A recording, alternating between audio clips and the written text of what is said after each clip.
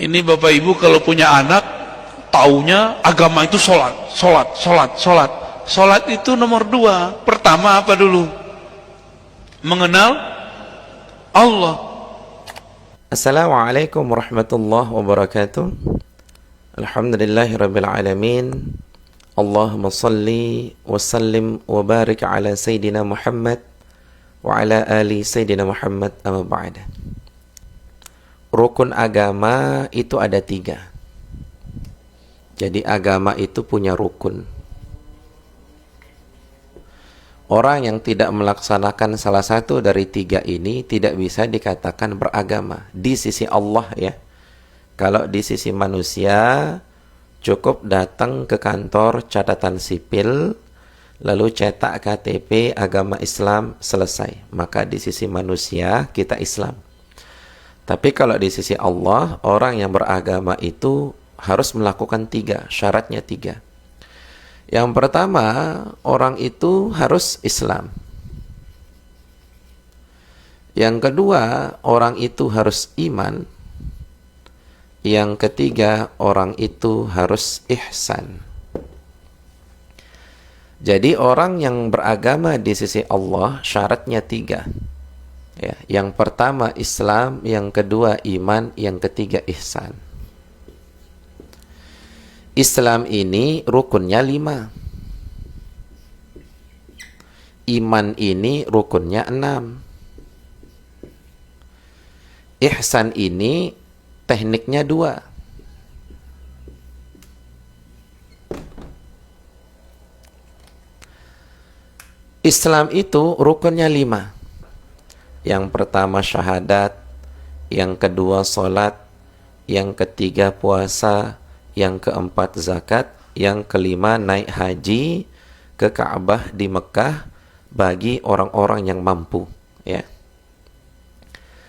Yang kedua iman. Iman itu rukunnya 6. Yang pertama iman kepada Allah. Yang kedua iman kepada malaikat. Yang ketiga iman kepada kitab-kitab Allah. Yang keempat iman kepada rasul-rasul nabi-nabi Allah. Yang kelima iman kepada hari kiamat, hancurnya alam semesta.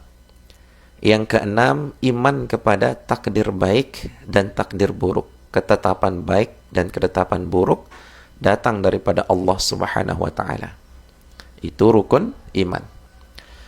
Lalu ihsan ini apa? Ihsan ini tekniknya 2.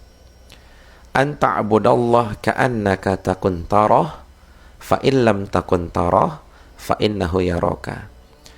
Engkau berislam, engkau beriman, engkau menyembah kepada Allah seakan-akan engkau melihat Allah. Namun kalau kau tak mampu, yakinlah Allah melihat kamu. Nah, jadi 3 ini harus ada. Makanya orang bisa dikatakan beragama di sisi Allah. Islam itu letaknya pada jasad.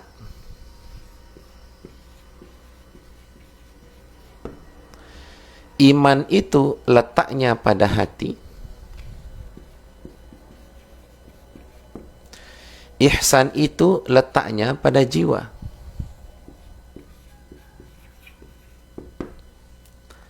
Jasad itu ini, hati itu di dalam, perasaan kita itu hati. Jiwa itu atau nafas adalah kesadaran kita. Kan kita sadar ini, itu namanya jiwa. Nah, dari yang semua ini ya, dari yang semua ini pokoknya atau pondasinya itu ada pada rukun Islam yang pertama. Pokoknya atau pondasinya. Apa rukun Islam yang pertama? Rukun Islam yang pertama adalah syahadat.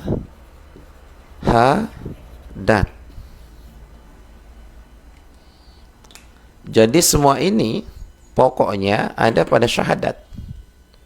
Nah, sekarang kita bahas syahadat.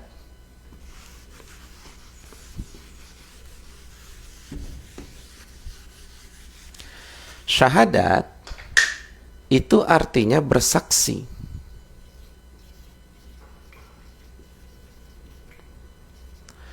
artinya bersaksi. Berbeda dengan iman. Kalau iman artinya percaya.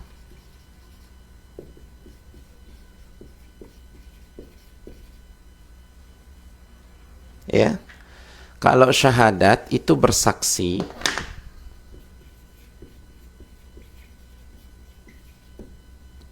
Kalau iman artinya percaya.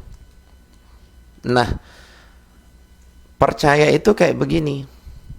Kang Sukma, saya ada di kampung saya, katanya. Kang Sukma ada di kampung saya. Orang masuk ke gua, tapi dia tembus ke Mekah. Nah, saya percaya berdasarkan cerita itu namanya iman. Bukan bersaksi. Kalau bersaksi itu, saya lihat langsung kejadian itu. Saya lihat, saya dengar, saya alami sendiri. Itu bersaksi. Ya. Makanya di dalam persidangan yang dilakukan ya, itu adalah bersaksi. Kita bercerita berdasarkan kesaksian.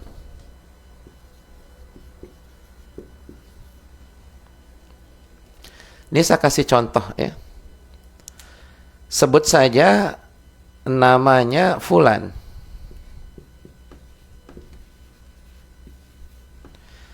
Atau saya cerita kepada tuan-tuan, ya. Saya punya sepupu. Nah, ini saya karang cerita nih, tapi ini contoh ya. Saya punya sepupu namanya Fulan. Oke, siapa nama sepupu saya? Fulan. Lalu Fulan ini, sepupu saya ini, dia membunuh seseorang. Ya, dia membunuh seseorang. Lalu ketika Fulan ini ditangkap oleh polisi, dibawa ke pengadilan, lalu yang dimintai saksi adalah tuan-tuan. Maka tuan-tuan tidak bisa bersaksi atas Fulan, atas kejadian pembunuhan itu, karena tuan-tuan hanya tahu nama Fulan. Tuan-tuan tidak pernah melihat Fulan, tidak pernah mendengar suara Fulan, tidak pernah tahu kejadiannya di mana, bagaimana proses kejadiannya. Tuan tidak melihat, mendengar, dan merasakan sendiri.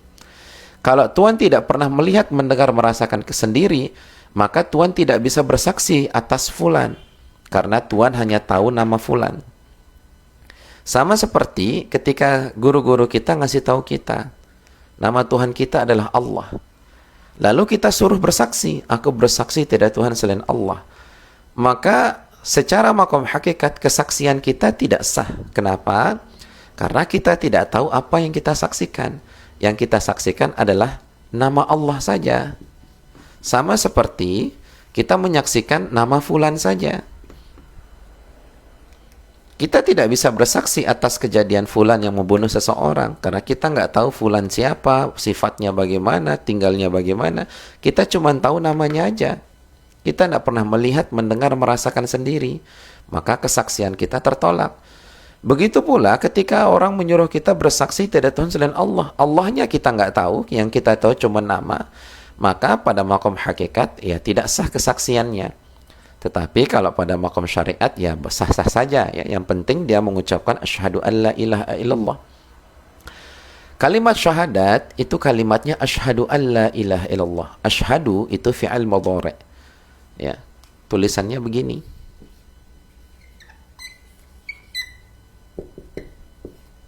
Asyhadu. Asyhadu ini artinya sedang bersaksi dan akan terus bersaksi. Sedang dan akan. Karena ini kata kerja continuous present tense kalau dalam bahasa Inggris ya. Kalau dalam bahasa Arab, ini tuh kata kerja sedang terjadi dan akan terus terjadi. Jadi ketika saya mengucapkan asyhadu, saya sedang bersaksi. Sama seperti saya sedang duduk, ajlisu, saya sedang duduk. Berarti perbuatan duduk sedang saya lakukan. Ketika saya mengatakan asyhadu, berarti perbuatan bersaksi sedang saya lakukan. Ketika saya mengatakan asyhadu an la ilaha illallah, aku sedang bersaksi tiada Tuhan selain Allah, berarti saya sedang menyaksikan Allah. Maknanya. Nah, kita mengatakan asyhadu, aku sedang bersaksi, tapi nggak tahu apa yang kita saksikan. Nah, ini saksiannya batal secara hakikat. Itu makanya thalabul ilmi fardhatun ala kulli muslimin wa muslimatin. Menuntut ilmu itu wajib, ya, wajib bagi mukmin laki-laki atau mukminat, mukmin perempuan, ya. Lalu syahadat ini berapa tingkatan? Nah, syahadat ini ada 4 tingkatan. Syahadat ini ada 4 tingkatan. Ada 4 tingkatan. Yang pertama, syahadat pada makom syariat. Ini makom. Makom itu artinya kedudukan. Yang kedua, syahadat pada makom tarekat.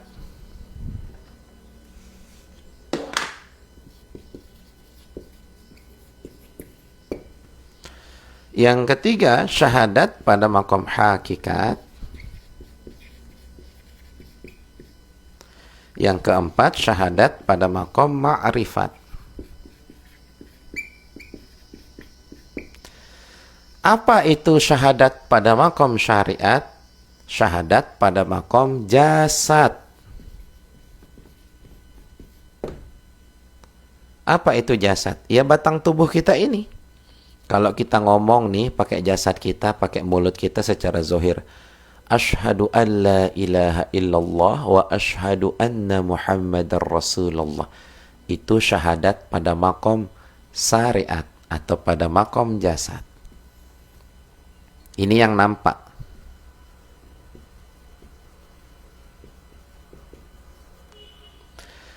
Ada syahadat pada makom thariqah. Syahadat pada makom thariqah itu syahadat pada makom hati.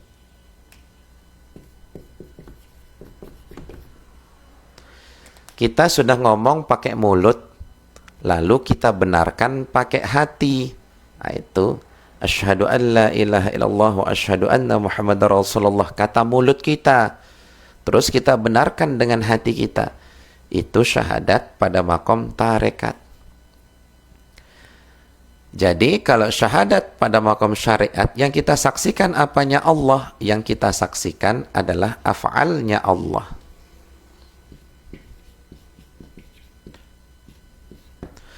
Jadi syahadat pada makom syariat yang kita saksikan af'alnya Allah. Apa yang kita saksikan? Hukum-hukumnya Allah. Kan hukum-hukum Allah jelas kan? Innal halala bainun wa innal harama bainun. Wajib, sunnah, mubah, makruh, dan haram. Ya.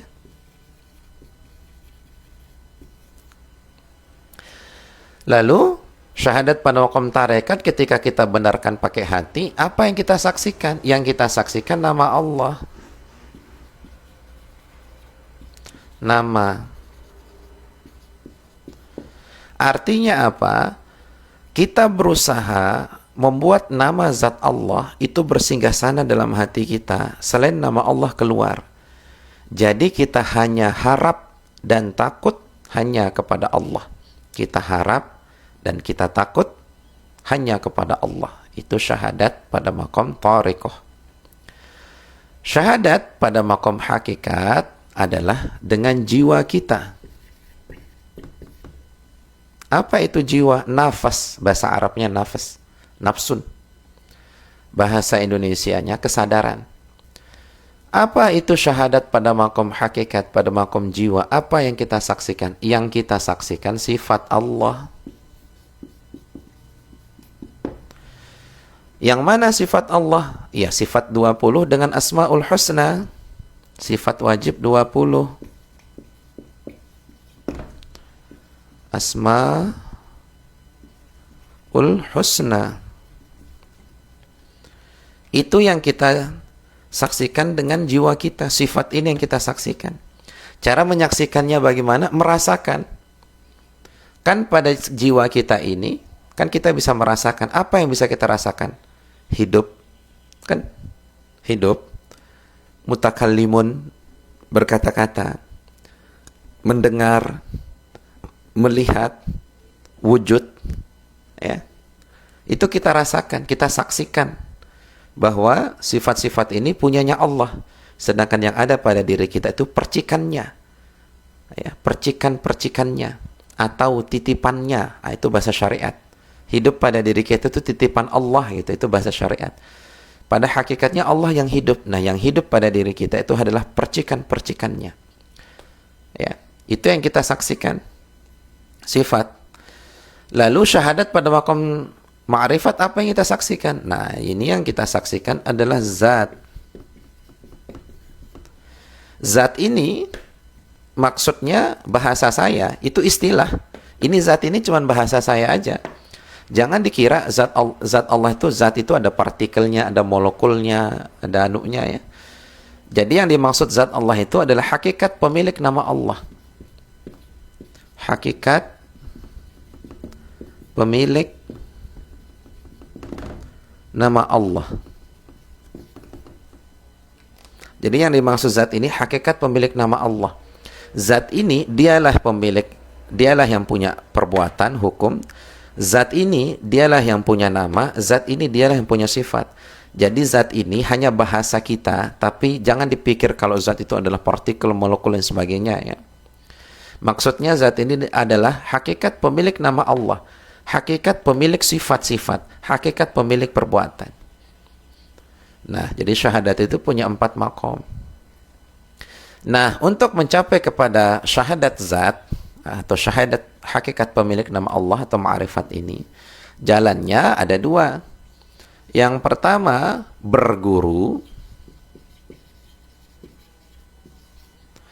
Yang kedua, laduni.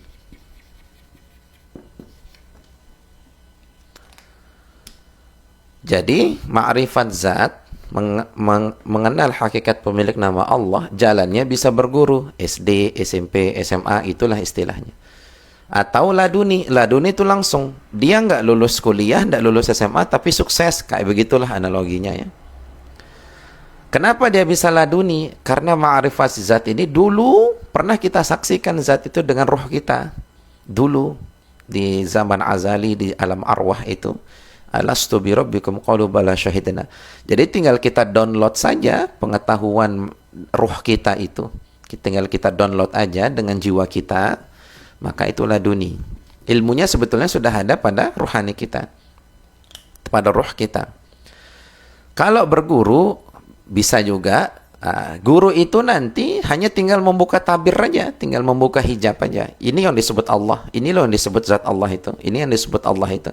Guru itu tinggal buka tabir aja sama guru. Bahannya sih sudah ada pada rohani kita. Guru hanya tinggal buka tabir aja untuk sampai ke sini. Nah, kalau sudah di sini, itulah yang punya banyak sifat ini. Itulah yang sering saya katakan, dialah adalah al-haq atau mutlak. Jadi kalau sudah di sini itu nggak ada tapinya. Jadi nanti kan banyak tuh kadang-kadang kita dengar, menurut hakikat begini, tapi menurut syariat begini, tapi menurut hakikat begini, masih ada tapinya gitu. Kalau masih ada tapinya, masih bisa disoal, masih bisa dibantah. Tidak sesuai dengan etika, moral, hukum, biologi, fisika, kimia, pokok masih bisa dibantah dengan apapun, masih bisa disoal lagi dengan apapun, maka itu bukan ma'rifat zat. Itu kemungkinan ma'rifat sifat.